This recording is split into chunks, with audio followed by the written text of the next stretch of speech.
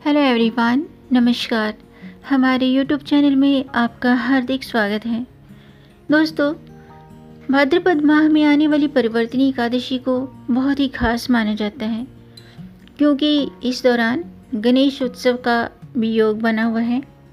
गणेश उत्सव चल रहा है और ये तिथि विष्णु जी की कृपा प्राप्ति के लिए उत्तम मानी गई है। तो ऐसे में अगर आप एकादशी के दिन कुछ बातों का ध्यान रखते हैं तो किसी भी प्रकार के व्रत में बाधा नहीं आएगी और व्रत का पूर्ण फल प्राप्त होगा। तो आज की वीडियो में हम जानेंगे परिवर्तनी एकादशी की व्रत कथा और इस एकादशी व्रत में आपको किन बातों का ध्यान रखना चाहिए। तो वीडियो शुरू करने से पहले आपसे एक खास बात, दोस्तों, अगर आप इस चैनल पर नए आए हैं और पहली बार आए हैं तो इस चैनल को सब्सक्राइब कर दीजिए और बेल आइकन बटन प्रेस कर दीजिए ताकि आने वाली वीडियो देख सकेंगे आप सबसे पहले।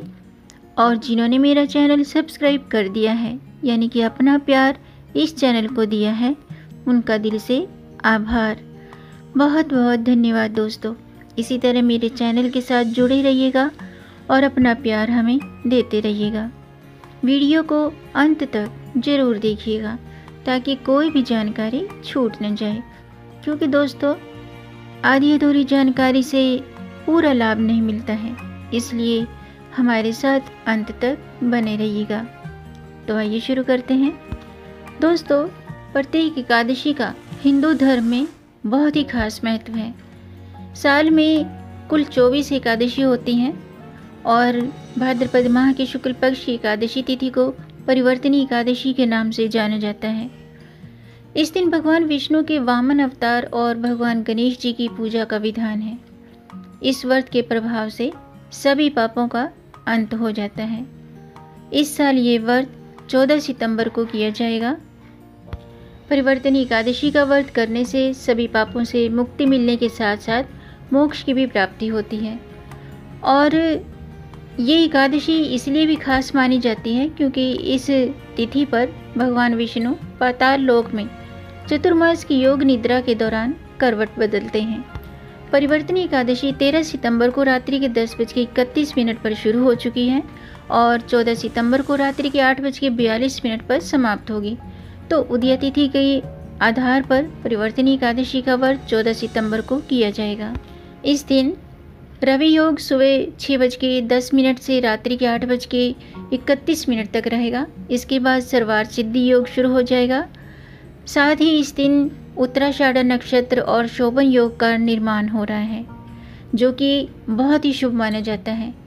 इसलिए इन योगों में आप पूजा कर सकते हैं। वहीं परिवर्तनी एकादशी के दिन विष्णु सहस्त्र नाम श्री सूक्त का जाप करना चाहिए। साथ ही परिवर्तनी एकादशी की व्रत कथा जरूर सुननी चाहिए और अपने सामर्थ्य के मुताबिक दान पुण्य भी जरूर करना चाहिए।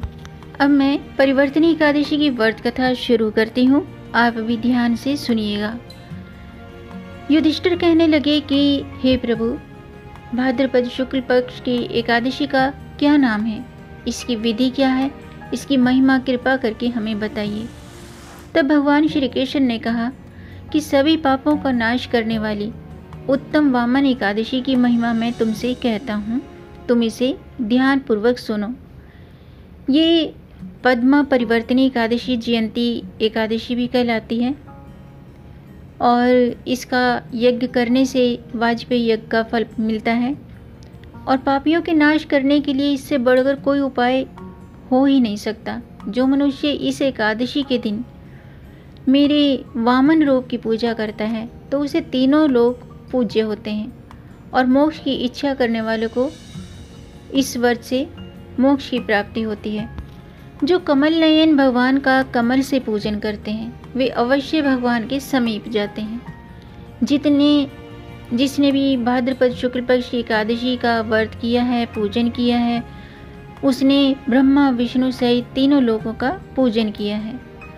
और हरिवासर यानी कि एकादशी का व्रत जरूर करना चाहिए। इस दिन भगवान श्री हरि करवट लेते हैं और इसीलिए इसको परिवर्तनी एकादशी कहा जाता है। इसे देवशयनी एकादशी, जल झूलनी एकादशी, कई नामों से इसे जाना जाता है। मुरलीधर के वचनों को सुनकर युधिष्ठिर बोले कि हे भगवान, मुझे अति संदेह हो रहा है कि आप किस प्रकार सोते और करवट लेते हैं तथा किस तरह राजा बलि को बांधा और वामन रूप रखकर क्या क्या लीलाएं की। चतुर्मास के व्रत की क्या विधि है और आपके शयन करने पर मनुष्य का क्या कर्तव्य है, इसे आप मुझे विस्तार से बताइए। तब श्री कृष्ण ने कहा कि हे राजन, अब आप सब पापों को नष्ट करने वाली परिवर्तनी एकादशी कथा का श्रवण करें।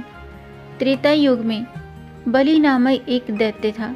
वह मेरा परम भक्त था और विविध प्रकार के वेद सूक्तों से मेरा पूजन किया करता था और नित्य ही ब्राह्मणों का पूजन और यज्ञ का आयोजन भी करता था। लेकिन इंद्र से द्वेष के कारण उसने इंद्रलोक और सभी देवताओं को जीत लिया था। इस कारण सभी देवता एकत्रित होकर सोच विचार कर भगवान के पास गए।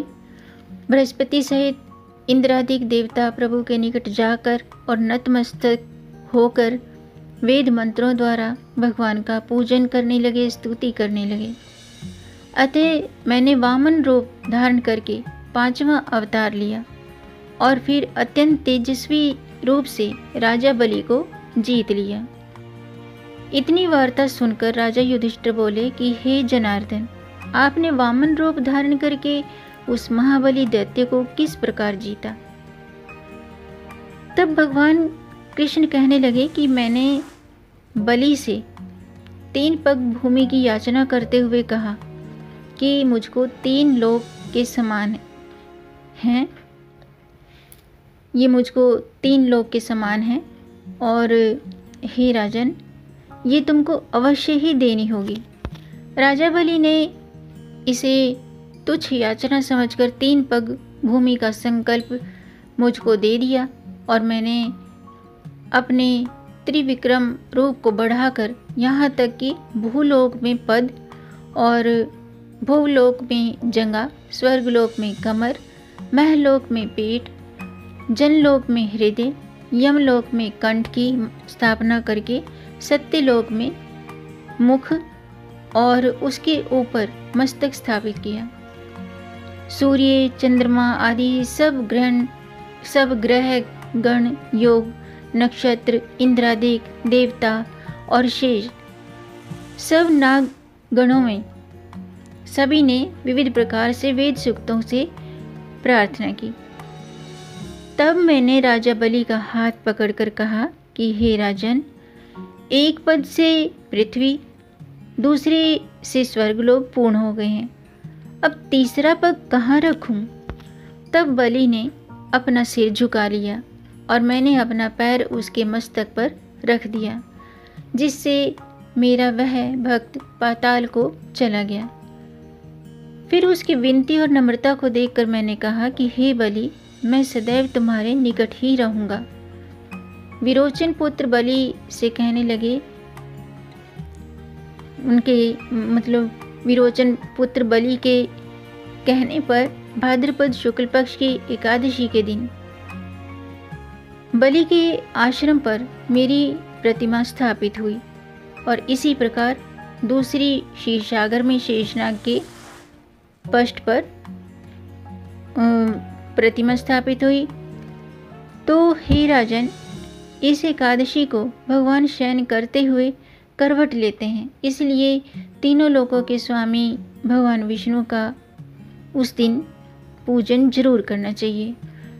इस दिन तांबा, चांदी, चावल और दही का दान करना उचित होता है। इसके साथ ही रात्रि को जागरण भी अवश्य करना चाहिए। जो विधि पूर्वक इस एकादशी का व्रत करते हैं वे सभी पापों से मुक्त होकर स्वर्ग में चंद्रमा के समान प्रकाशित होते हैं और यश पाते हैं।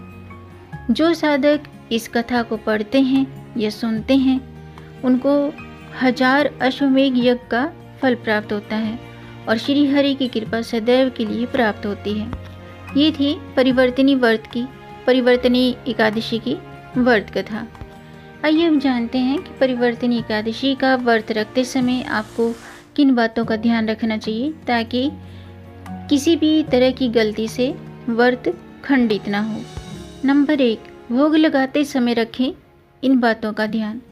भगवान विष्णु को तुलसी अति प्रिय है और इसके बिना विष्णु जी की पूजा और विष्णु जी का भोग अधूरा माना जाता है। ऐसे में आप एकादशी तिथि पर श्री हरि को भोग अर्पित करें तो उसमें तुलसी दल जरूर डालें, लेकिन इस बात का ध्यान रखिएगा कि एकादशी तिथि पर तुलसी नहीं तोड़नी चाहिए। इसलिए तुलसी के पत्ते एक दिन पहले ही तोड़कर रख लेने चाहिए। और इसी के साथ ही एकादशी पूजा में व्रत कथा का पाठ जरूर करें ताकि व्रत का पूर्ण फल प्राप्त हो। नंबर 2, इस दिन चावल का सेवन न करें। एकादशी के दिन चावल खाना वर्जित माना गया है। इससे आपका व्रत टूट सकता है। यहाँ तक कि व्रत न करने वाले व्यक्ति को भी चावल का सेवन नहीं करना चाहिए। एकादशी के दिन सोना भी नहीं चाहिए। ऐसा करने से भी व्रत टूट सकता है। इसके स्थान पर आप श्री हरि का ध्यान करें और भजन कीर्तन करें। इसके अलावा एकादशी के दिन भूल कर भी काले रंग के कपड़े न पहने। ऐसा करना शुभ नहीं माना जाता है। इसके स्थान पर आप भगवान विष्णु के प्रिय रंग यानी कि पीले रंग के वस्त्र धारण करके पूजा शुरू करें। साथ ही एकादशी की पूजा में अधिक से अधिक इस रंग का प्रयोग करना चाहिए, जैसे कि भगवान को पूजा में पीले फूल, पीले फल, पीली मिठाई का प्रयोग करना चाहिए। तो दोस्तों, आज के लिए बस इतना ही। उम्मीद है आपको ये जानकारी पसंद आई होगी। अगर आपको ये जानकारी, ये वीडियो अच्छा लगा हो तो आप इसे लाइक कर सकते हैं और इस जानकारी को आगे बढ़ाकर अपनी फैमिली में, अपने फ्रेंड्स में ज़्यादा से ज़्यादा शेयर भी कर दीजिए ताकि औरों को भी इससे लाभ प्राप्त हो। और अगर आपका कोई प्रश्न है या कोई सुझाव है तो कमेंट बॉक्स में ज़रूर लिखिएगा और मेरे चैनल को सब्सक्राइब ज़रूर कीजिएगा ताकि आने वाली वीडियो देख सकेंगे आप सबसे पहले। वीडियो को अंत तक देखने के लिए आपका बहुत बहुत धन्यवाद। मिलेंगे नई जानकारी के साथ। तब तक आप खुश रहें, स्वस्थ रहें, अपना ख्याल रखें और अपनों का भी ख्याल रखिएगा। जय श्री हरि। हर हर महादेव।